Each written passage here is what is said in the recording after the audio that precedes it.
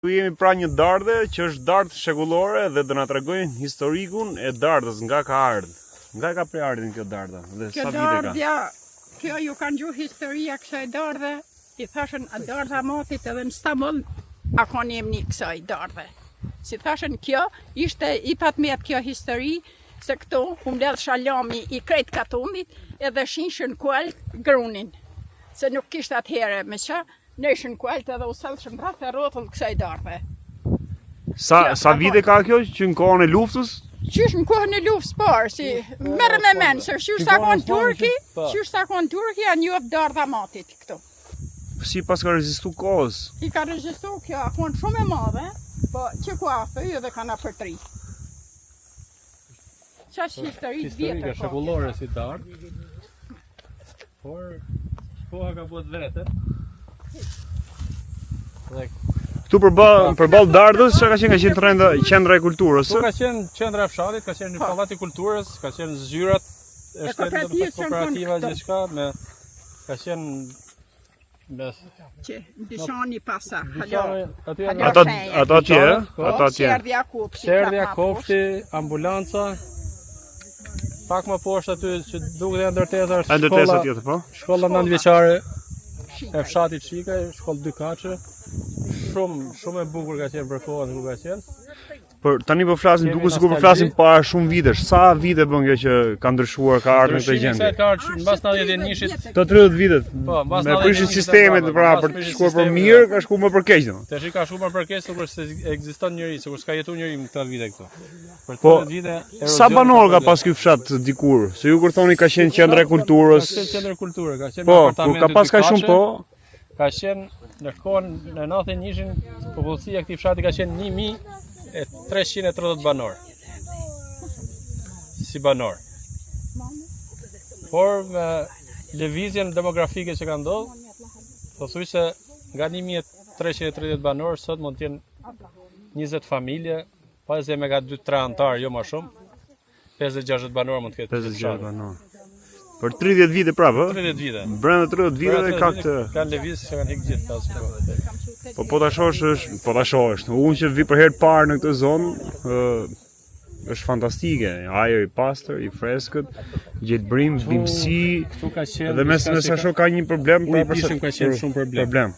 Domethënë, ujë pishëm rreth rrugët, ujë vaditës. Edhe vaditës për pemët. Për pemët e për gjërat. Bujësinë e gjitha. Rruga po ka rruga kryesore deri në ardhe këtu 8 kilometra është. Pra nga rruga kryesore, po, që është miniera Kalimashit, po, deri këtu 8 kilometra. Tjetë rrugë normale e shtruar për minuta je këtu. Po me këtë rrugë që ekziston, do 1 orë gjysmë 2 orë që të vish. E prandaj njerëzit janë largu, nuk kanë asnjë lloj investime. Pra nga mosplotësimi i kushteve minimale etike, janë detyruar të largohen, ta braktisin vendin e tyre që kanë pasur pasuri, tokat, të mbjellat, se po ti shohësh janë gjitha të mbjella, janë me siç është dardha, rasti i dardhës, që është kaq vjeçare. Po.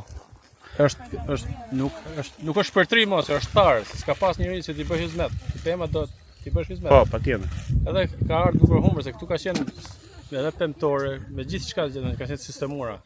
Çdo shtëpi që ka qenë që ka jetu këtu ka pas pemë nëpër oborret e shtëpisë. Minimalja 7-8 pemë, me moll, me qershi, me ftoj, me fiq, me dardha, mana e bardh, mana e zi, domethënë edhe si tokë ka qenë shumë tokë pjellore. Pjellore, po. Po. Bëhej gjithçka. Vetëm uji që është baza kryesore dhe këto vende që ka ujë, ka burime dhe prap nuk është ajo le të themi pjesa e shpërndarjes. Liçeni Kukësit prap. Investime për shumë pak investime kanë lënë këtë drejtë që ka përfunduar sot. Se mund të ishte diçka shumë më piktoreske. Se po të kishte ujë do ishte më gjelbër. Do kishte njerëz, po të kishte njerëz, do kishte frymë, do kishte do të ishte më populluar. Jo kështu e braktisën. Çfarë personalitetesh kanë dalë nga kjo zonë, nga ky fshat, nga fshati Shikaj? Personalitete kanë dalë disa prej tyre, shkrimtar,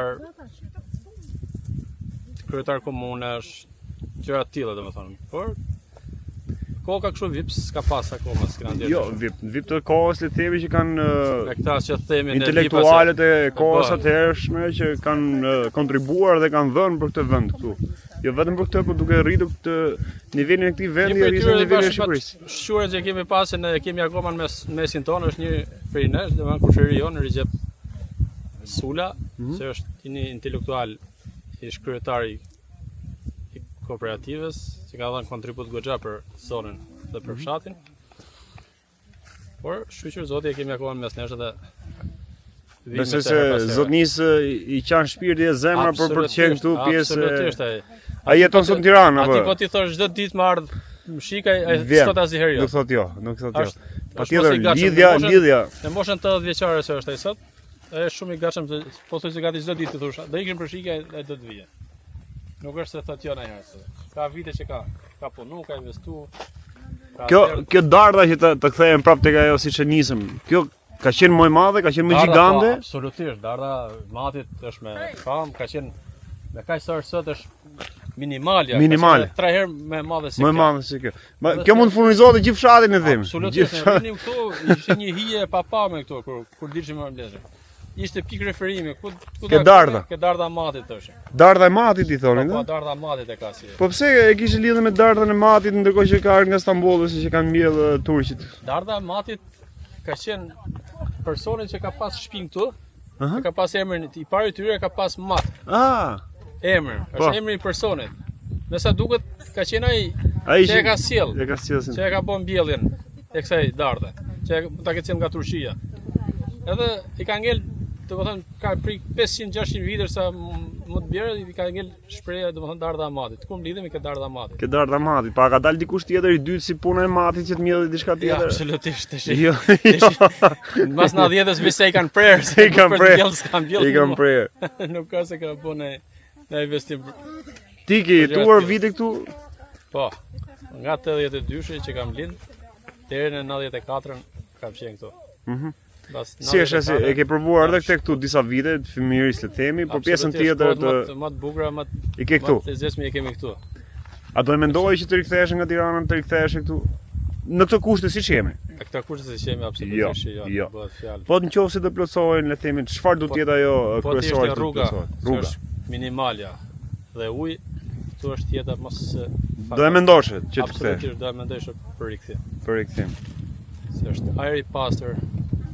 Koha është e mirë, bujësia bën, po të punosh, kudo që të punosh, po s'punove nuk ka asgjë gjë. Po, patjetër.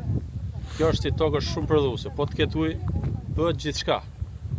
Me grur, me misër, zarzavatet, me perimet, me frutat, gjithçka, domethënë. Imagjino edhe hurma, si dikur theshim bëhet vetëm në zonën ultësire. Po. Gjasme edhe këtu të shi që e kanë mbjell një pjesë e kanë provu, edhe hurma domethënë që çu frut që bëhet vetëm në ultësir bëhet edhe këtu. Për të vendosur pikën e kësaj gjithë diskutimit dhe shkatrimit, arsyeja e shkatrimit kësaj ka qenë e përgatitme, e qëllimshme mendon apo absolutisht. Domethënë pra politika ose këto njerëzit që kanë sot pushtetin dorë për vitesh. Zonë punësimi këtu s'ka patur, domethënë si punësim. Njerëzit më përpara për shembull, do të them që e kanë lënë qëllimisht në harresë themi edhe rrethjet e tjera, vetëm Kuksit. Absolutisht, domethënë ne varemi nga bashkia e Kuksit, domethënë se as si lloj investimi për 30 e sa vite s'ka si lloj interesi se ai ekziston në hartë. Pra kanë duan edhe ta zhvlerësojnë edhe ta. Ajo kjo është bërë qëllimisht e qëllim. Që të praktikë që të jetë diçka besoj mendoj për këtë gjë që kanë bërë. Dhe kjo është e frikshme dhe vrastare për gjithë ata njerëz që kanë jetuar këtu. Absolutisht. Dhe gjithë për shembull brezim, po them e përpara gjithë ëndrat e këtu i kanë. Edhe gjithë ju kanë shpirti për një rikthim tjetër, për rikthim të dytë, kur i thonë. E këto dhe kushtet që janë. Arsyeja e parë është dhe punësimi. Se s'ka si lloj ekonomia të punësosh. Arsyeja e dytë është shkollimi i fëmijëve. Këtu sot vetëm shkolla 9 vjeçare. Shkolla 9 vjeçare sot për sot mund të ketë 10 fëmijë. Në gjitha ciklet, nga klasa e parë deri në klasën e 9. Mënyra shkollimi tjetër pastaj është vetëm Kuksi, tiksh nga këtu, në Kukës. Është goxha large, rruga prapë është vështirë. Nga këtu që të shkosh. Mjete nuk ka shumë për të lëvizur. Makina s'ka.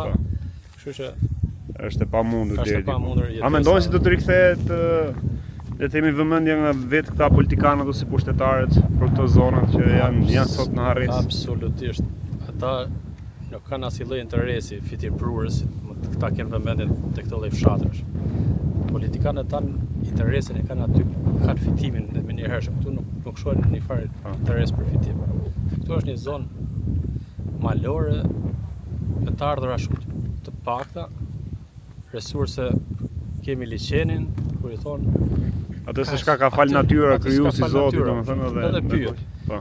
Kurse ata politikanët tanë do shohin diku toka bregdetare ku të kapin miliona. Të përfitojnë direkt në mënyrë më njerëzshme.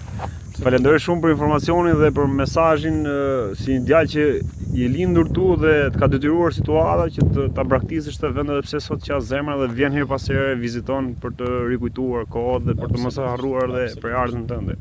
Absolutisht, do të falenderoj ty. Ishte kënaqësi. Gjithashtu.